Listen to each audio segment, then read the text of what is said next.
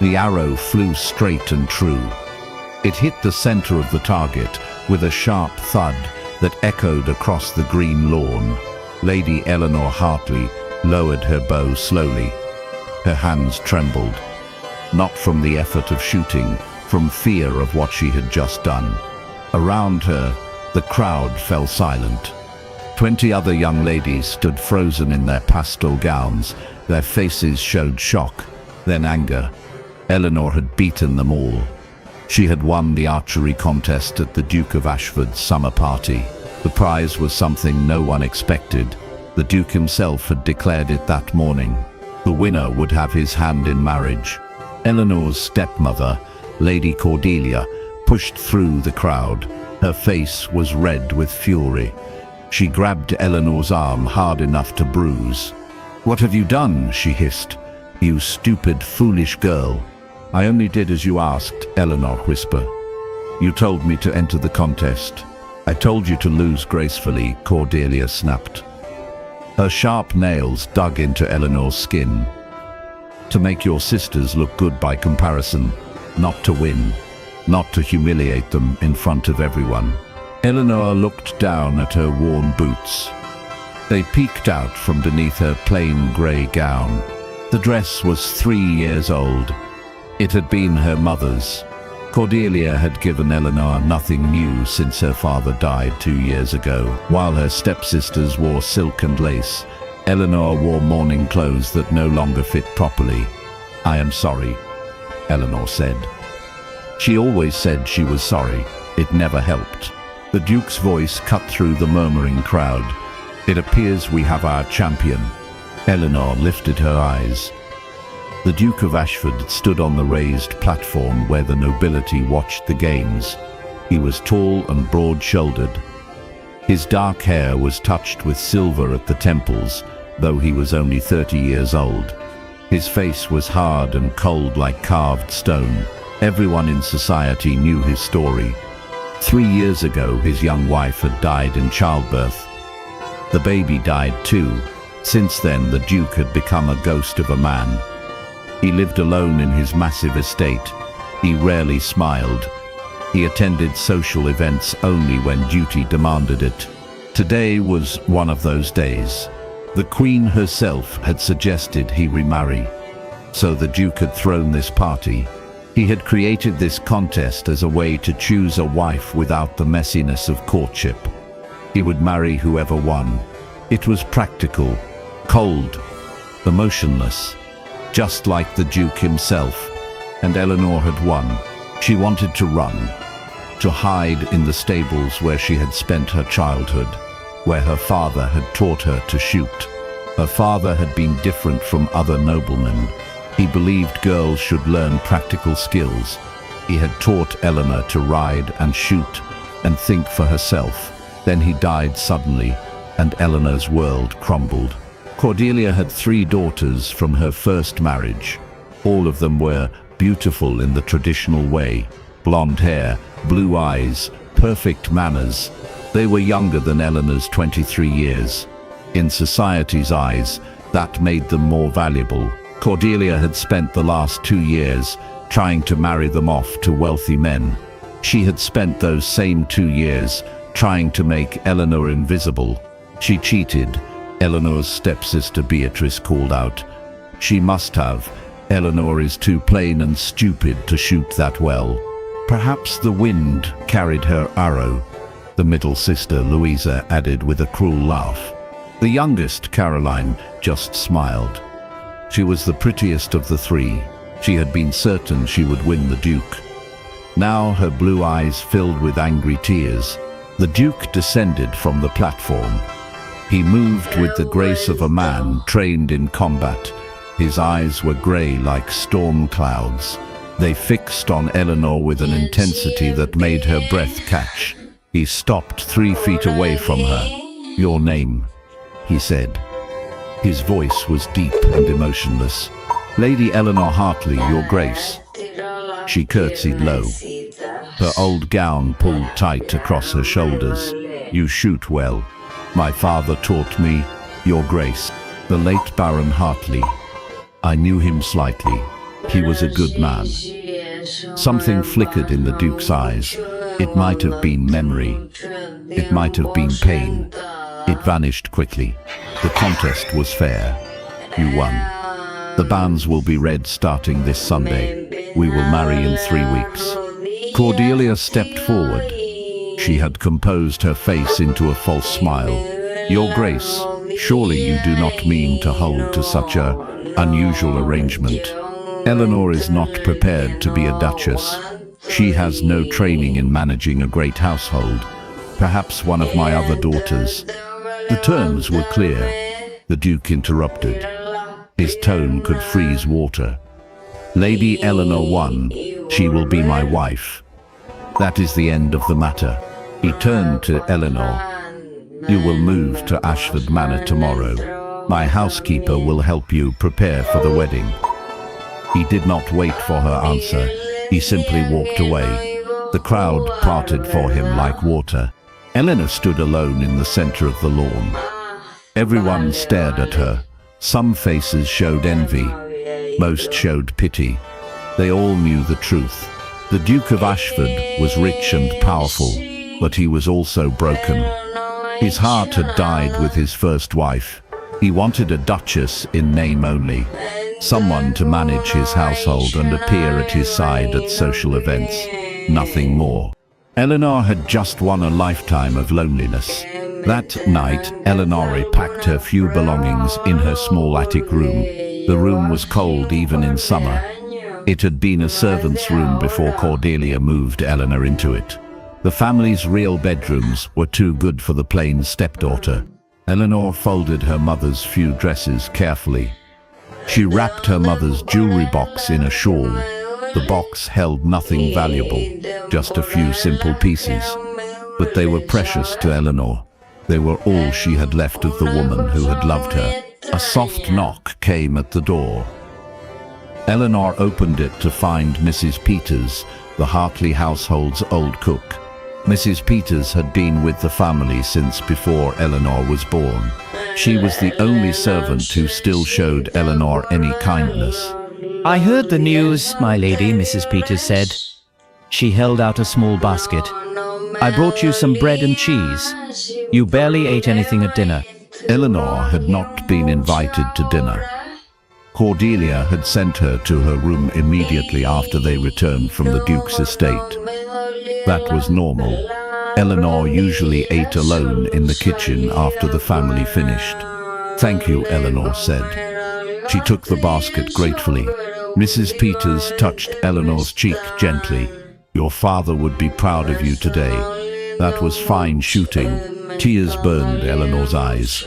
I did not mean to win. I did not mean to cause trouble. You caused no trouble, child. You showed your skill. That is nothing to apologize for. Mrs. Peters sighed. I wish things had been different for you after your father passed. You deserved better than what you got in this house. Do you think, Eleanor hesitated, do you think the Duke will be kind to me? Mrs. Peters was quiet for a moment.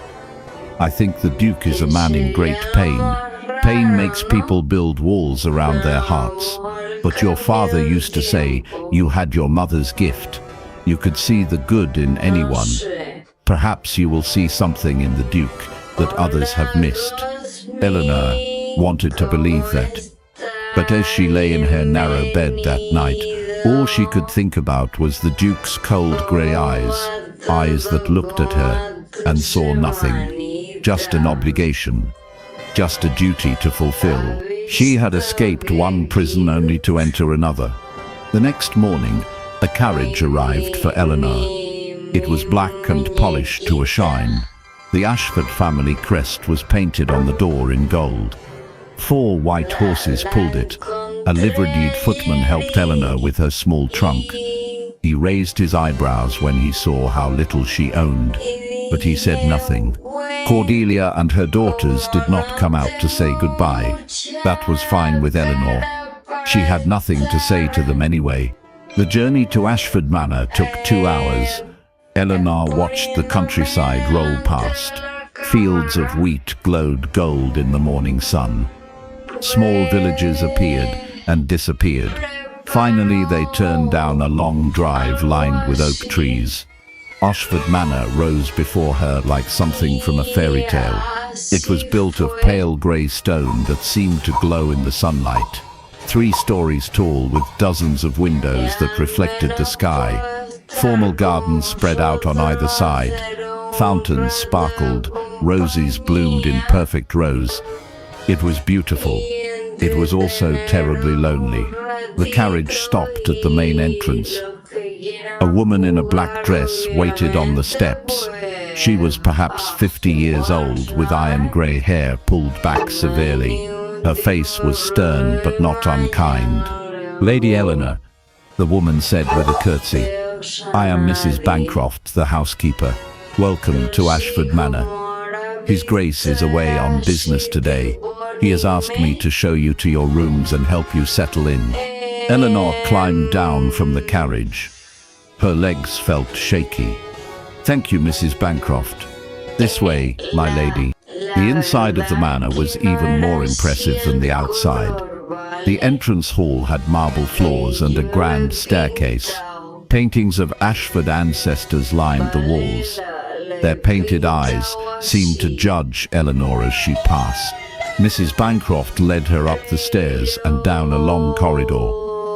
She opened a door near the end. "These will be your rooms until the wedding. After that, you will move to the Duchess suite." Eleanor stepped inside and gasped. The rooms were enormous. A sitting room with blue silk wallpaper and delicate furniture. A bedroom beyond, with a 4-poster bed hung with white curtains. Windows overlooked the gardens. Everything was clean and fresh and beautiful. "It is too much," Eleanor whispered. "Too much, my lady?" Mrs. Bancroft looked confused. "I mean, it is lovely." "Thank you." Mrs. Bancroft's stern face softened slightly. "You will need new clothes, of course. A seamstress will arrive this afternoon to measure you for your trousseau. His Grace has arranged everything. He has also requested that you join him for dinner each evening at 8 o'clock. He dines in the small dining room when he is alone." Alone. The word hung in the air. The Duke was always alone in this beautiful, empty house. "I understand," Eleanor said. "Is there anything you need, my lady?" Eleanor looked at her small trunk sitting on the floor. Her whole life fit in that one small box. "No, thank you. You have been very kind." Mrs. Bancroft curtsied and left. Eleanor was alone in her beautiful prison. She walked to the window and looked out at the gardens. Gardeners worked among the flowers. Maids hung laundry on lines behind the house. Life continued at Ashford Manor, whether the Duke was happy or not, whether Eleanor was happy or not.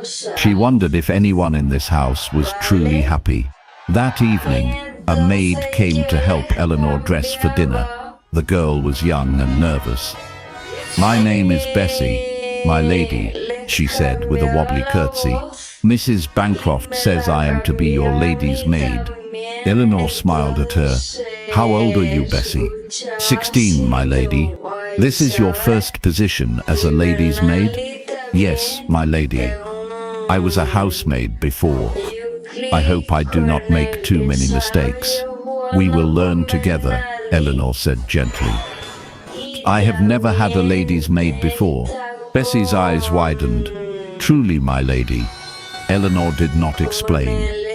She just let Bessie help her into the least worn of her morning gowns. The girl brushed Eleanor's hair and pinned it up. Eleanor's hair was dark brown, not blonde and golden like her stepsister's, not fashionable at all, but it was thick and shiny. Bessie made it look almost pretty. At 8 o'clock, a footman escorted Eleanor to the small dining room. The room was still large by normal standards. A table that could seat 12 people sat in the center. Only 2 places were set, one at the head of the table, one to the right. The Duke stood by the fireplace. He wore dark evening clothes. His white cravat was tied perfectly. He looked every inch the aristocrat, cold and remote, and impossibly handsome. "Lady Eleanor," he said with a small bow. "Your Grace." Eleanor curtsied. "Please, sit." He held her chair for her. His hands brushed her shoulders briefly. Eleanor jumped at the contact. The Duke stepped back quickly as if he had been burned. They sat in silence while footmen served the first course. Soup in fine china bowls. Eleanor had never eaten from such beautiful dishes. At Cordelia's house, she had eaten in the kitchen with chipped pottery. "The rooms are satisfactory?" the Duke asked. His tone was formal, the tone one might use with a stranger. "They are beautiful. Thank you, Your Grace. You may call me Ashford, or if you prefer, my given name is Thomas." "Thank you, Ashford." The name felt strange on her tongue. More silence. Eleanor ate her soup carefully. She was aware of every movement she made. Every sip, every breath. The Duke ate mechanically. He looked at his food, not at her. "I should explain the expectations for this marriage," he said finally. "You will be the Duchess of Ashford in name and position. You will manage the household. You will attend social events at my side. You will receive guests and maintain the family reputation." Eleanor set down her spoon. "And in private, we will live separate lives. I will not impose upon you. You will have your own rooms, your own pursuits. I ask only that you be discreet and fulfill your public duties." "I see." Eleanor's chest felt tight. She had expected this, but hearing it stated so plainly still hurt. "Do you accept these terms?" What choice did she have? Return to Cordelia's house, become a governess, an old maid, living on charity? "I accept." "Good." The Duke nodded once. He returned his attention to his soup. The rest of the meal passed in near silence. The Duke asked no questions about her life. He offered no information about his. They were two strangers sharing a table. Nothing more. After dinner, Eleanor returned to her rooms. She sat by the window and looked out at the dark gardens. Somewhere in this huge house, the Duke sat alone too. Two lonely people living separate lives under the same roof.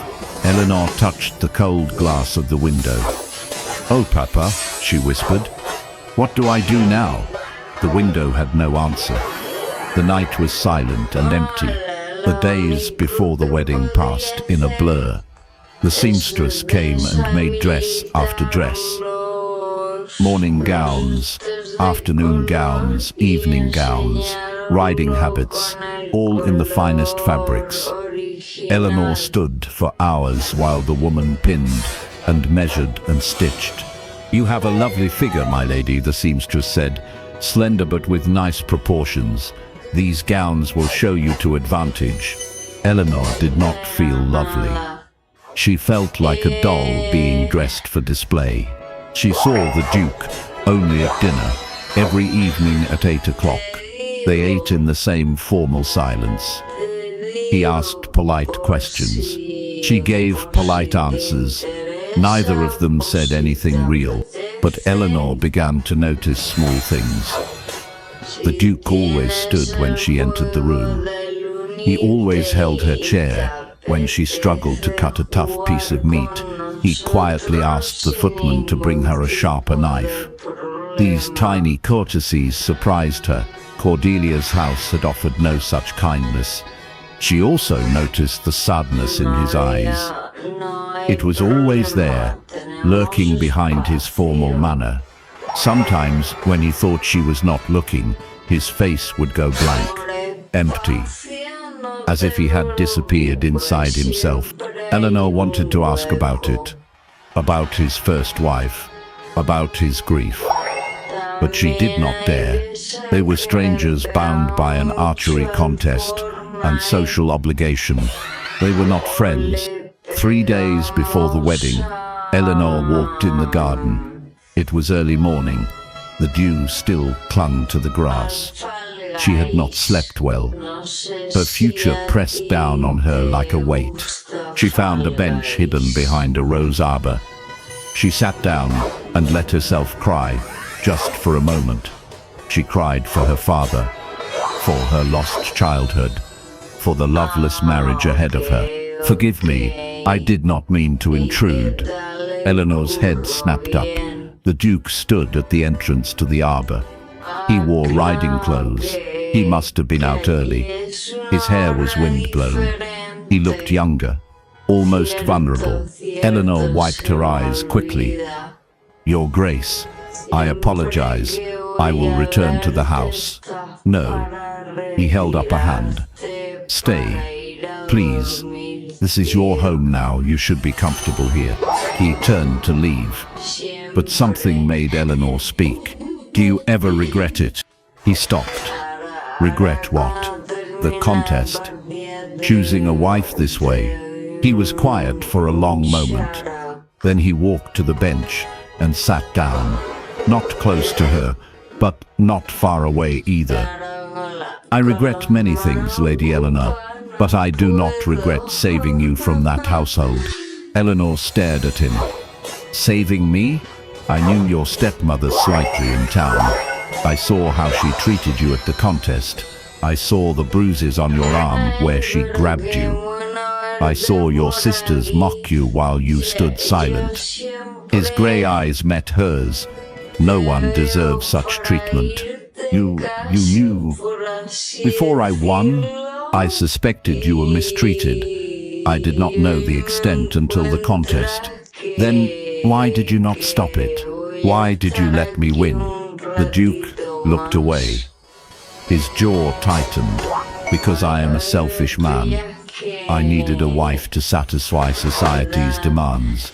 And I saw in you someone who would not expect love from me, who would not be disappointed by what I cannot give." The honesty in his words stole Eleanor's breath. "You think I expect nothing from you, do you not?" He looked at her again. "We are both trapped, Lady Eleanor. You by circumstances, me by grief. This marriage saves us both from worse fates. That is all I can offer." Eleanor should have been angry. She should have been hurt. But instead, she felt something unexpected. Understanding, the Duke was broken. But he was honest about his brokenness. That was more than most men would give. "Then I will try to be content with that," she said softly. Something shifted in his expression. "Surprise, perhaps. You are kinder than I deserve." "We are not kind to people because they deserve it," Eleanor said. "We are kind because it is right." The Duke studied her face, really looked at her for the first time since they met. "Your father taught you that." "My mother. She believed in choosing kindness, even when the world was cruel. She sounds like a wise woman." She was. Eleanor stood. "I should go. The seamstress is coming again today." The Duke stood as well. "Lady Eleanor, I cannot promise you happiness, but I promise you respect and safety. You will never be mistreated in my house." It was not a declaration of love, but it was something, a small seed of possibility. "Thank you, Your Grace," Eleanor said. She walked back to the house. Behind her, the Duke remained in the garden. When she glanced back, he was staring at the roses. His face was unreadable, but his shoulders seemed a little less tense than before. The wedding took place on a perfect summer morning. The chapel at Ashford Manor was small and beautiful. Stained glass windows let in colored light. White flowers filled every corner. Eleanor wore a gown of cream silk. The seamstress had outdone herself. The dress fit perfectly. made Eleanor look almost beautiful. Bessie had woven pearls into her hair. A veil of delicate lace covered her face. Mrs. Bancroft and a few of the household servants attended. A handful of the Duke's closest friends came from town. Cordelia and her daughters were not invited. Eleanor had insisted on it. It was her one demand. The Duke had agreed without question. Eleanor walked down the aisle alone. She had no one to give her away. The Duke waited at the altar. He wore dark blue. He stood straight and tall. His face showed no emotion. The ceremony was brief. They spoke their vows. The Duke's voice was steady. Eleanor's voice shook slightly. They exchanged rings. The vicar pronounced them husband and wife. "You may kiss your bride," the vicar said. The Duke lifted Eleanor's veil carefully. His eyes met hers. For just a moment, she saw something in them. Not love, but not coldness either. Something gentler. He leaned down and pressed his lips to hers. The kiss was chaste, brief, but his lips were warm. When he pulled back, his hand lingered on her cheek for just a second. "Duchess," he whispered. Eleanor's heart beat faster. It was the first time he had called her that. They signed the register. They walked back down the aisle together. His hand on her arm was steady, strong. A small wedding breakfast followed. The guests ate and drank champagne. They offered congratulations that felt hollow. Everyone knew this was a marriage of convenience. No one pretended otherwise. But one of the Duke's friends, Lord Pemberton, pulled Eleanor aside. He was an older man with kind eyes. "Give him time," Lord Pemberton said quietly. "Thomas was not always so cold. The man you married today is not the man he could be. Perhaps you will help him find his way back." Eleanor did not know what to say to that, so she just smiled and thanked him. That night, Eleanor dressed for bed in the Duchess's suite.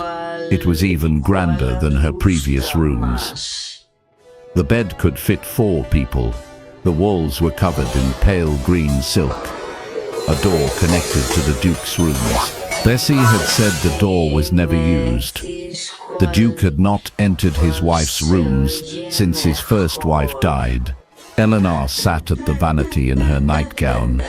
Her dark hair fell loose around her shoulders. She looked at her reflection.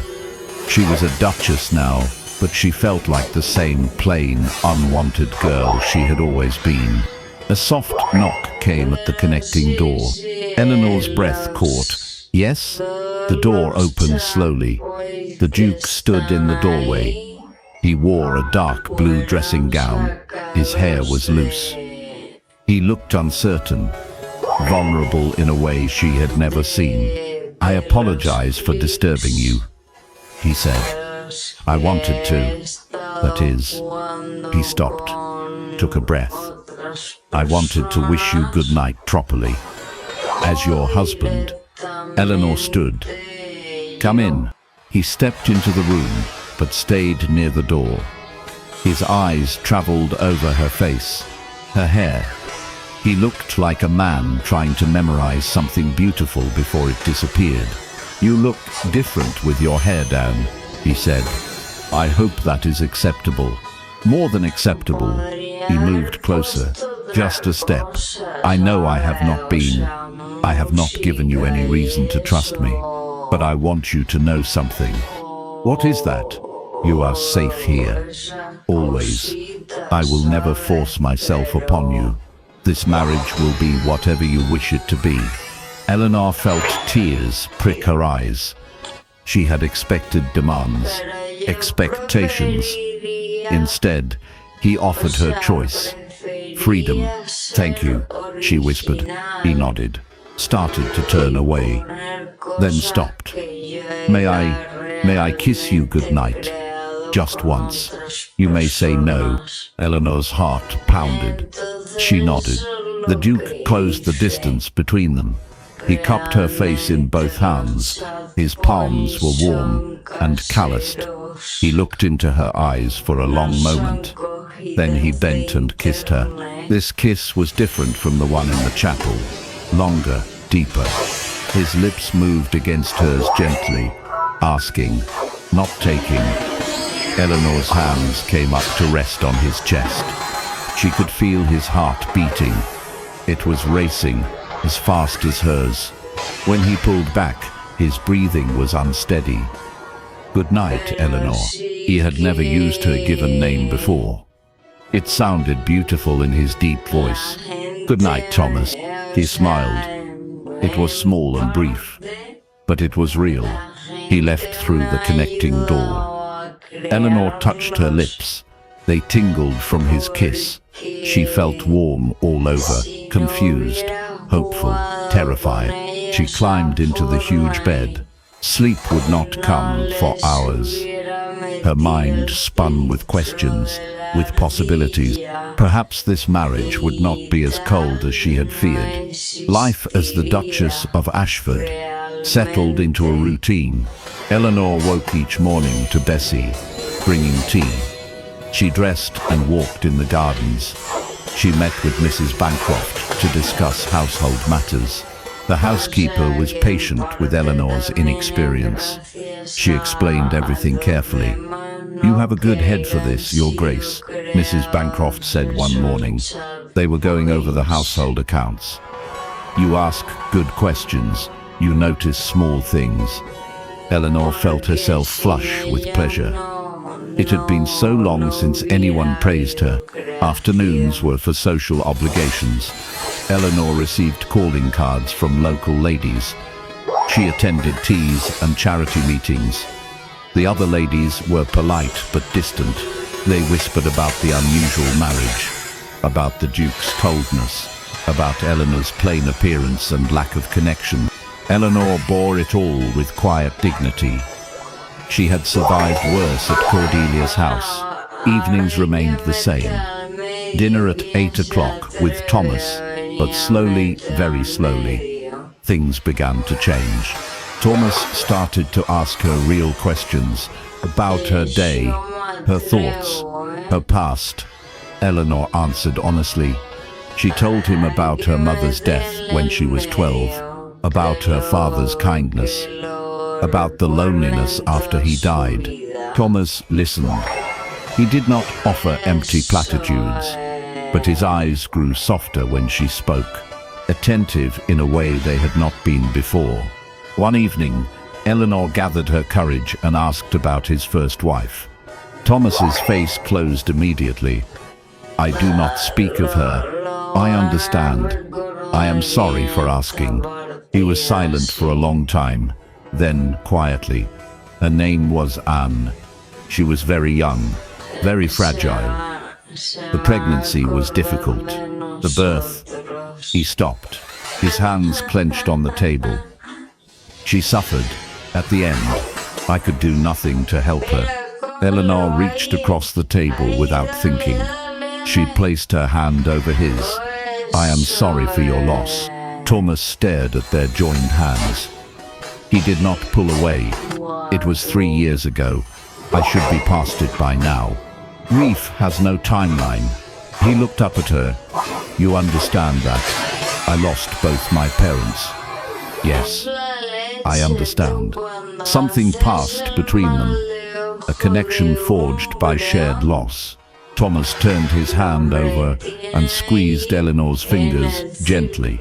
"Thank you for listening. Always." They sat like that for a moment, holding hands across the table. Then a footman entered with the next course. Thomas released her hand, but the warmth remained. After that night, Thomas began to seek Eleanor out during the day. He would find her in the gardens and walk with her. He would join her in the library while she read. They did not always talk, but the silence was comfortable, companionable. Eleanor began to notice other things. The way Thomas's eyes followed her when she moved, the way he smiled, really smiled when she laughed at something. The way he always positioned himself between her and any potential danger when they rode horses together. He was protecting her, watching over her, without even realizing it, perhaps. One afternoon, Eleanor was arranging flowers in the drawing room. It was a task she enjoyed. Desi had told her the Duke's mother used to do it before she died. Eleanor wanted to bring that life back to the house. Thomas walked in unexpectedly. He stopped in the doorway. His eyes widened. "What is wrong?" Eleanor asked. "Nothing is wrong. I just..." He moved closer. "You look like you belong here, in this house, with those flowers in your hands and the sunlight on your face. You look right." Eleanor's cheeks heated. "Thank you. I have been meaning to tell you something." Thomas picked up one of the roses she had cut. He turned it in his fingers. "You have changed things here." The servants smile more. The house feels warmer. Mrs. Bancroft said the other day that Ashford Manor finally feels like a home again. "The servants have been kind to me. Because you are kind to them, you remember their names, you ask about their families, you thank them for their work." He set down the rose and looked at her directly. "You are a far better Duchess than I had any right to hope for." Eleanor's throat felt tight. "I am only doing what is expected." "No, you are doing more than that. You are..." He paused, searched for words. "You are bringing light back to a place that has been dark for too long." He left before she could respond. Eleanor stood among her flowers with tears in her eyes. But they were not sad tears. They were tears of hope. Summer turned to autumn. The trees around Ashford Manor blazed with colour. Eleanor and Thomas fell into an easy rhythm. They rode together in the mornings. They managed the estate together in the afternoons. They dined together each evening. And each night, Thomas came to Eleanor's room to kiss her goodnight. The kisses grew longer, more passionate. His hands would tangle in her hair. Hers would grip his shoulders. They would break apart, breathing hard, wanting more. But Thomas always stopped, always pulled away. "Not yet," he would whisper. "Not until you are ready. Not until this is real." Eleanor wanted to tell him it already felt real, but she held her tongue. If Thomas needed more time, she would give it to him. One October morning, Lord Pemberton came to visit. He was pleased to see the changes in his friend. "Thomas, you look younger," he said with a laugh. "Marriage agrees with you." "Perhaps it does," Thomas admitted.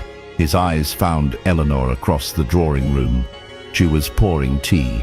When she looked up and smiled at him, he smiled back without thinking. Lord Pemberton noticed. "You care for her. She is my wife." "That is not what I asked." Thomas was quiet. Then, "I am afraid to care for her, afraid of losing another person." He stopped, shook his head. "It is complicated. Love usually is." That word, love. Thomas felt it echo in his chest. Was that what this feeling was? This constant awareness of Eleanor, this desire to make her happy, this fear of her being hurt. Was he falling in love with his convenient wife? The thought terrified him. That evening at dinner, Thomas was distracted. Eleanor noticed it immediately. "Is something wrong?" "No, just thinking." "About what?" He looked at her, really looked at her. Her dark eyes full of concern, her gentle mouth, the way she leaned toward him as if she wanted to help him with whatever burden he carried. "About how my life has changed in the last 3 months," he said honestly. "For better or worse?" "For better. Definitely for better."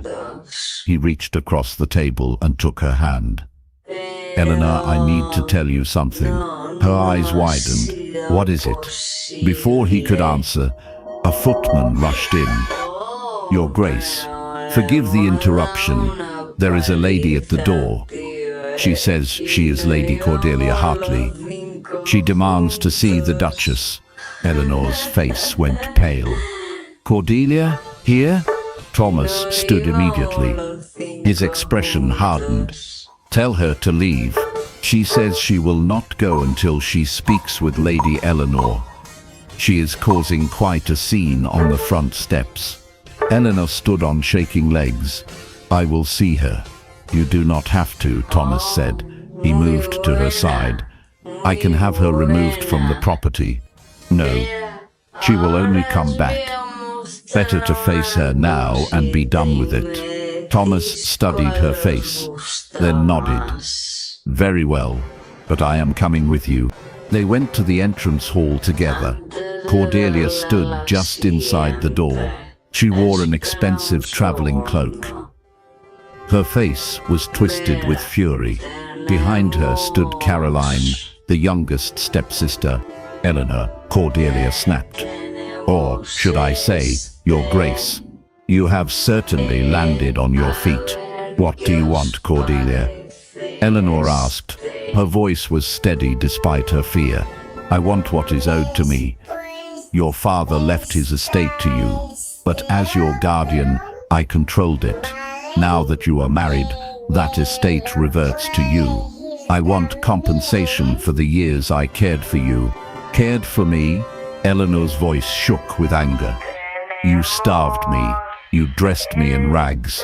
You made me sleep in a servant's room. That is not care. You ungrateful girl. I fed you and housed you after your father died. You stole from her, Thomas said quietly. His voice was cold as ice. Baron Hartley's estate was not large, but it was sufficient. You took the income for yourself.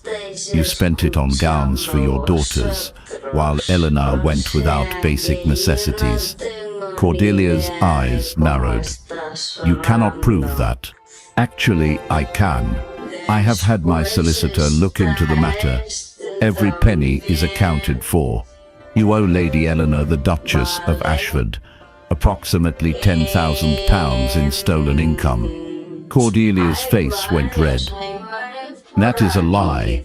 It is documented fact. You have two choices. You can repay the money quietly, or I can bring charges against you publicly. Baron Hartley's will stated clearly that his estate's income was to provide for Eleanor's needs. You violated that trust. Caroline clutched her mother's arm. Mama, we should go. Cordelia looked between Thomas and Eleanor. Her expression was pure hatred. You think you have won, Eleanor? You think marrying a duke makes you better than us? I think surviving you and your cruelty makes me stronger than you will ever be, Eleanor said. Her voice did not waver. Now leave my house and do not come back. You will regret this, Cordelia hissed. The only thing I regret is not standing up to you sooner. Eleanor lifted her chin. You have no power over me anymore. Thomas moved forward. He did not touch Cordelia. He did not raise his voice. But his presence was enough. If you ever contact my wife again, I will destroy you socially and financially. Do you understand? Cordelia understood. Fear flickered across her face.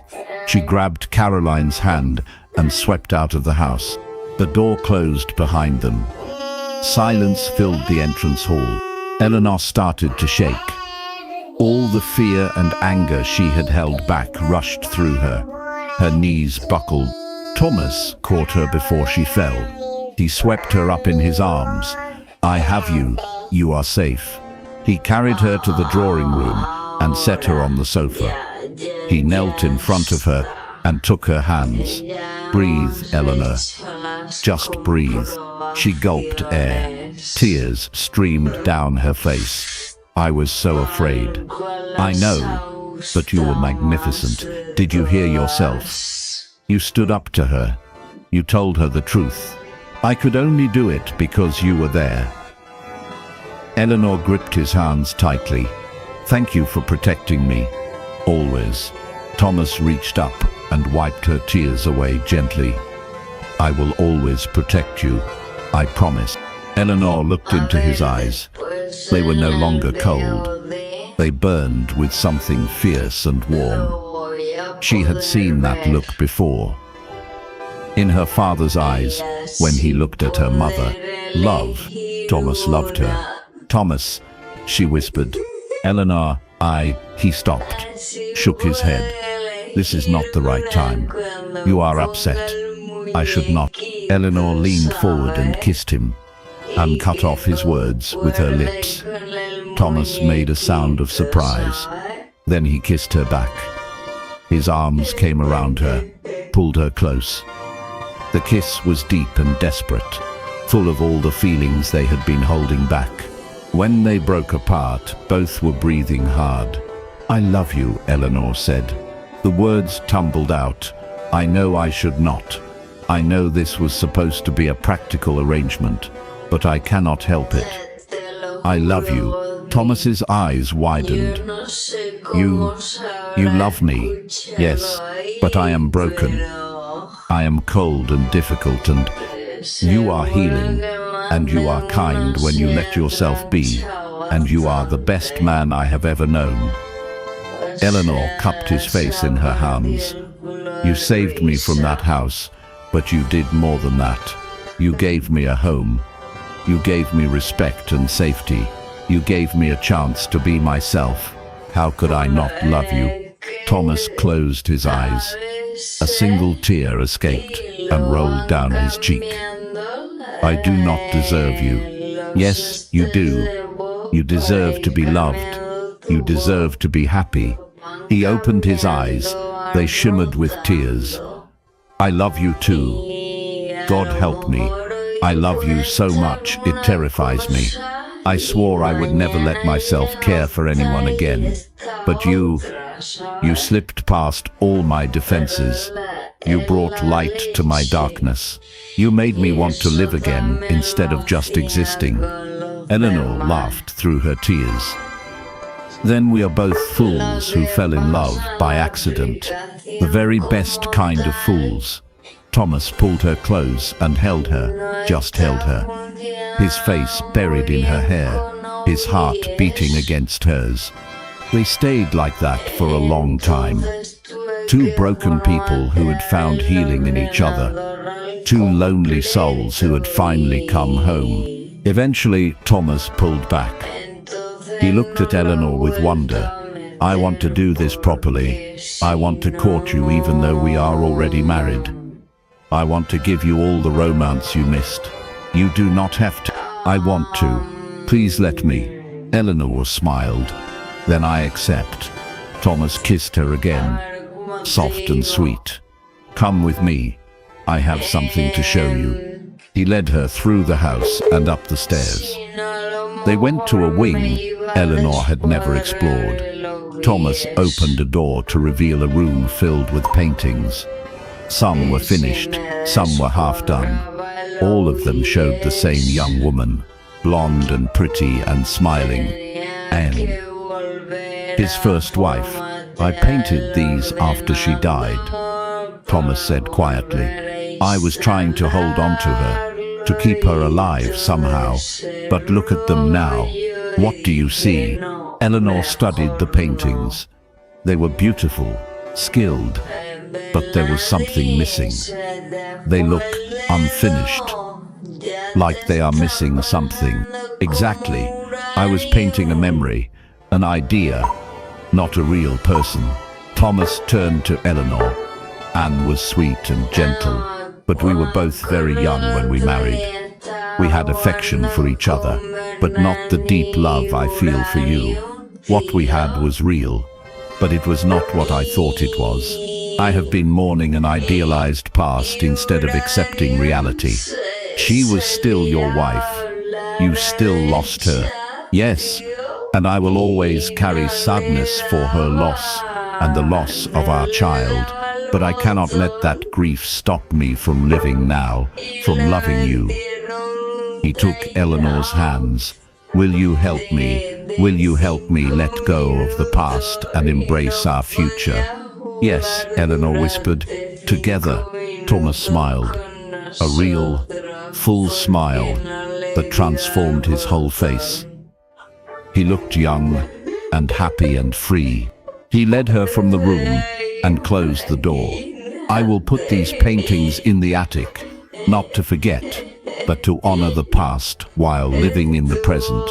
Over the following weeks, Thomas courted Eleanor with determined passion. He brought her flowers every morning. He wrote her poetry, terrible poetry that made her laugh. He took her on long rides through the autumn countryside. They had picnics in the crisp air. They talked for hours about everything and nothing. He kissed her goodnight each evening in her room, but he still did not stay. When I make you truly mine, I want it to be perfect, he said. I want you to have no doubts, no fears. Eleanor had no doubts. She wanted him with an intensity that surprised her, but she let him set the pace. He needed this, needed to prove to himself that he could love without fear. One evening, the Duke of Ashford threw a ball. The first in 3 years. He announced it would be in honor of his Duchess. Eleanor was terrified. I am not ready for this. I have never been the center of attention before. You are the Duchess of Ashford, Thomas said gently. You are gracious and kind and intelligent. You will be wonderful. What if I make mistakes? Then we will make them together. The night of the ball, Eleanor wore a gown of deep blue silk. It matched Thomas's eyes. Sapphires glittered at her throat and ears. Bessie had arranged Eleanor's hair in an elegant style. For the first time in her life, Eleanor felt beautiful. Thomas's reaction confirmed it. He stared at her from the doorway of her room. His mouth opened slightly. Eleanor, he breathed. You are stunning. She blushed. Truly, truly. He crossed to her and lifted her hand to his lips. Every man in that ballroom will envy me tonight, and they should, because I have the most beautiful, most extraordinary woman in England as my wife. Eleanor laughed. You are biased. I am honest. They descended the stairs together. The ballroom glittered with candlelight. Hundreds of guests filled the space. All the local nobility had come, many from London as well. They wanted to see the mysterious Duchess who had tamed the cold Duke of Ashford. Thomas led Eleanor onto the dance floor for the opening waltz. His hand was warm on her waist. Their eyes locked as they spun across the floor. Everyone is watching us, Eleanor whispered. Let them watch. Let them see how happy you make me. Thomas, I love you, Eleanor. I want the whole world to know it. Eleanor's heart swelled. I love you too. When the waltz ended, other gentlemen lined up to dance with the Duchess. Thomas glared at them, but let Eleanor go. She danced and smiled and charmed everyone she met. She was gracious and warm. Everything a duchess should be, but her eyes always found Thomas across the room, and his eyes always found her. Later in the evening, a commotion arose near the entrance. Eleanor turned to see who had arrived late. Her heart sank. Cordelia stood in the doorway, uninvited and unwanted. Beside her was a young man Eleanor did not recognize. He was handsome, in a cold way. His clothes marked him as nobility. Thomas appeared at Eleanor's side immediately. What is she doing here? I do not know. Cordelia swept across the ballroom. The crowd parted for her. She curtsied to Thomas and Eleanor with exaggerated politeness. Your Graces, forgive my late arrival. I wanted to introduce you to Lord Blackwood. He has recently returned from India. Very wealthy, very well connected. Lord Blackwood bowed. Your Grace, it is an honor. He looked at Eleanor. His eyes were cold and calculating. And you must be the new Duchess. I have heard much about you. Have you? Eleanor said carefully. Indeed. Lady Cordelia has told me all about your unusual marriage. An archery contest, was it? How quaint. It was unusual, Thomas said. His voice was hard, but it led me to my wife. So I consider it the luckiest day of my life. Lord Blackwood smiled. It did not reach his eyes.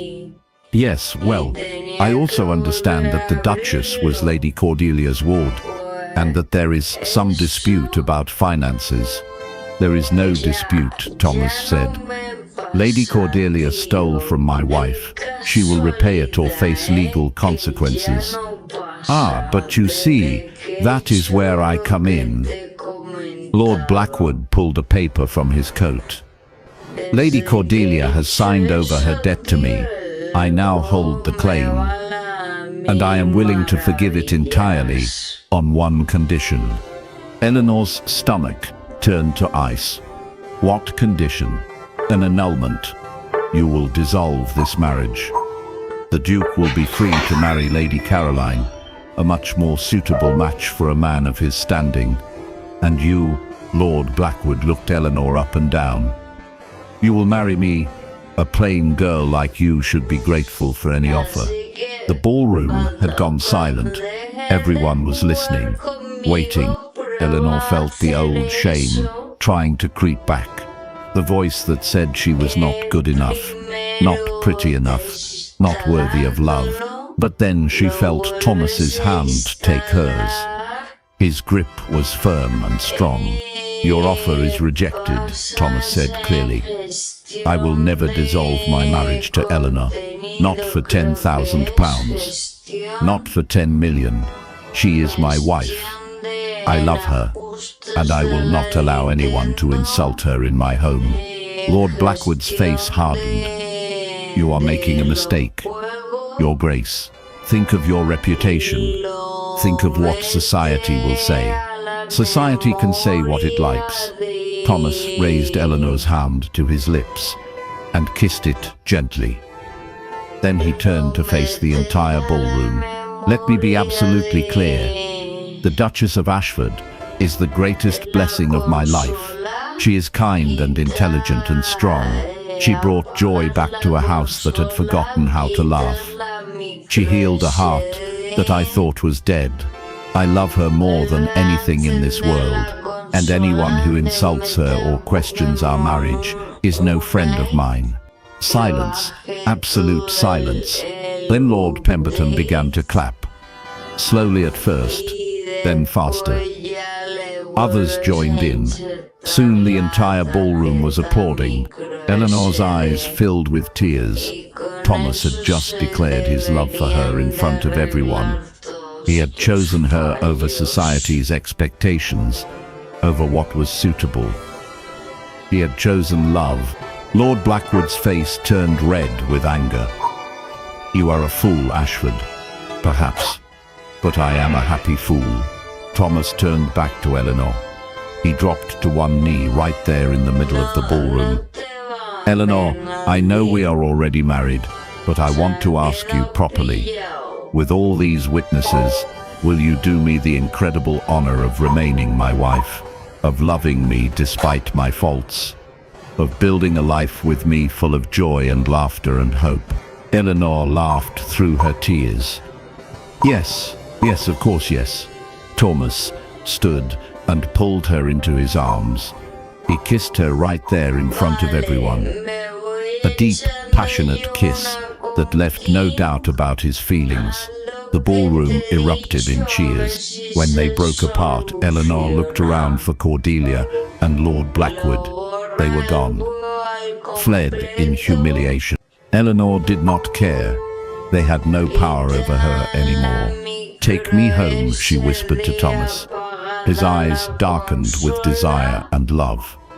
Are you sure? I have never been more sure of anything. They left their own ball early. Let the guests gossip about that too. Thomas led Eleanor up the stairs to her room. This time, when he kissed her, it was with the knowledge that nothing would separate them. I love you, he murmured against her lips.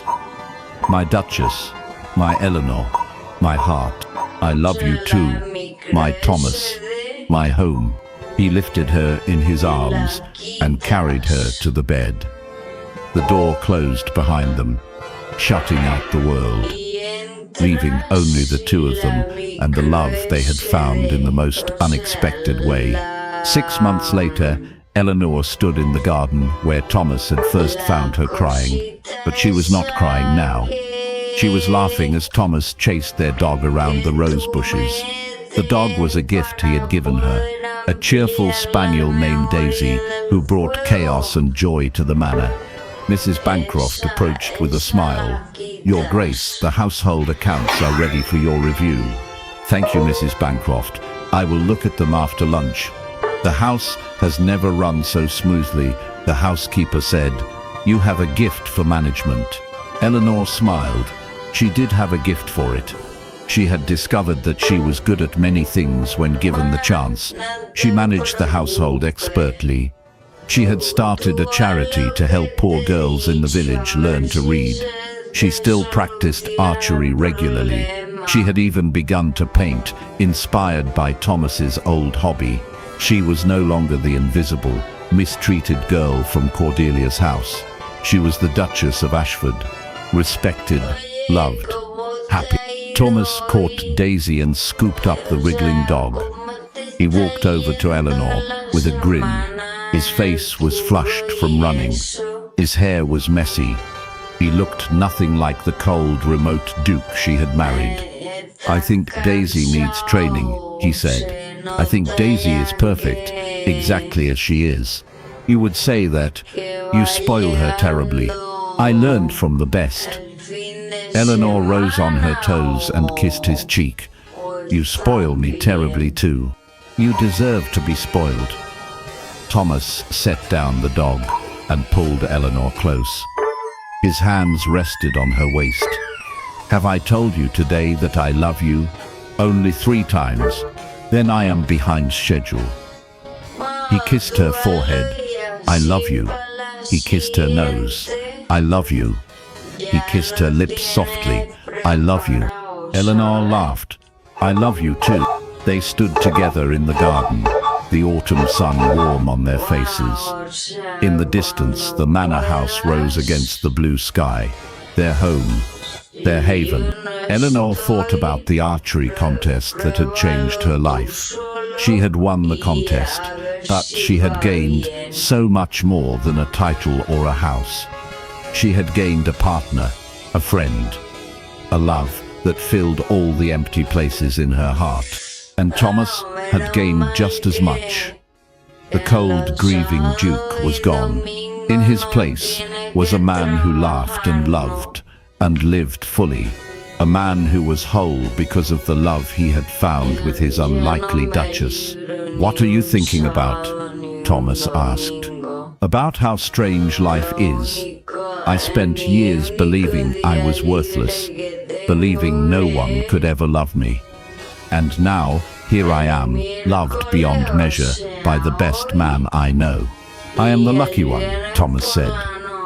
"You gave me back my life, Eleanor. You gave me hope and joy and a reason to wake up each morning. We saved each other." "Yes, we did." He held her tighter. "And we will spend the rest of our lives being happy together." Eleanor rested her head on his chest. She listened to his heartbeat, strong and steady and true. She had won the archery contest. But the real prize was not the Duke's hand in marriage. The real prize was his heart, and he had hers completely. In the end, love had conquered all, and they had found their happily ever after.